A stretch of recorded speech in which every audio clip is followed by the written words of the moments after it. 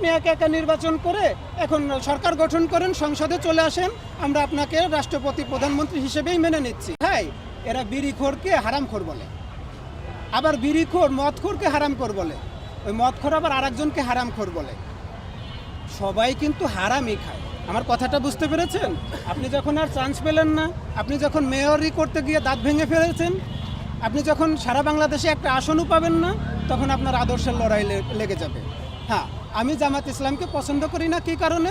শরিয়া আইন তারা চায় না তাই, এই তো। আমি বিএনপিকেও পছন্দ করি না ওই কারণে, আমি শরিয়া আইন তারা চায় না তাই।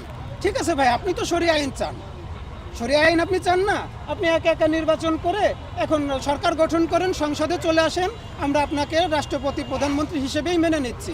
আপনি আরেকজনের পিছনে কেন লাগতে গেছেন? দেখেন, এতদিনে আমরা বাংলাদেশের মুসলিমরা এনারা তো আসলে মোটামুটিভাবে আবেগী। আপনারা গল্প দিয়েছিলেন কি যে আমরা ইসলামপন্থীরা একই বাক্স আমরা পাঠাবো, যে কোনো মূল্যেই আমরা পাঠাবো। যখন আপনার আসন কমে আসলো, তখন আপনি কি করলেন? আপনি জোট থেকে সরে গেলেন। আপনি তো নির্বাচনের জন্য ভোট চাইতে যাবেন, তাই না? এটাও তো গণতান্ত্রিক প্রক্রিয়া হবে। এইবার কিন্তু বাক্সের সাইজটা একটু বড় হবে, বাক্সের সাইজটা একটু বড় হয়ে আপনাকে বাক্সবন্দি করে আপনাকে আপনার বাড়িতে পাঠিয়ে দিবে। কারণ বাংলাদেশের মানুষ আর কখনোই গাদ্দারকে প্রশ্রয় দিবে না। কেন আপনি শুরু করলেন না একটু কম সংখ্যক আসন দিয়ে? কেন আপনার ছাড় দেওয়ার মন মানসিকতা হলো না? আমি শুধু জামাত ইসলামকে সম্মান করি কেন? তারা আমাদের রাজনৈতিক গুরু। আমি চরমোনাইকে সম্মান করি কেন? ওনারা আমাদের আধ্যাত্মিক গুরু। আমরা অন্যান্য যারা আছে, যারা বাংলাদেশে চায় যে শরিয়া আইন প্রতিষ্ঠা হোক, তাদেরকে কেন সম্মান করে? তারা মূল যে ইসলামী চিন্তাভাবনা আছে তারা ধারণ বহন করে। এখন আপনার কাছে মিলল না, আপনার সাথে আমার কথা মিলল না, আপনি আমাকে কি বলে দিলেন? যে আমার আদর্শ ভালো না।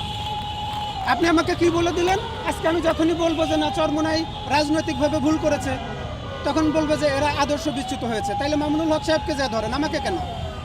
আমি তো কম বুঝি, মামুনুল হক সাহেব একটু কম বুঝে।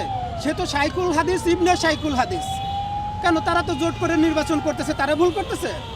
যখনই খেজুর গাছ মার্কা নিয়ে আপনি অন্য দলের সাথে নির্বাচনী জোট করতে যান এবং খেজুর গাছের মাথায় উঠে আপনার মইটা নামাই ফেলে, তখন আপনি খুব ইসে আছেন, আদর্শে আছেন।